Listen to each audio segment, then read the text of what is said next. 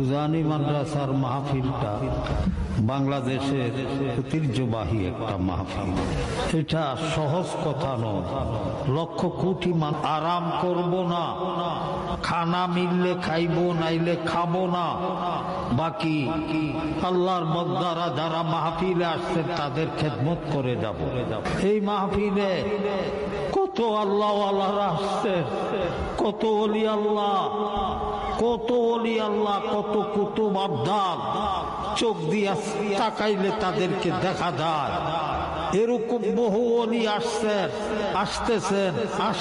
আজিজ আসাতাজা কেরাম এজামদের পক্ষ থেকে আপনাদের যাদেরকে যেই দায়িত্ব দেওয়া হয়েছে, যেনারা আসাতাজা কেরাম এজাম আছেন বা নেগরান আছেন, তিনাদের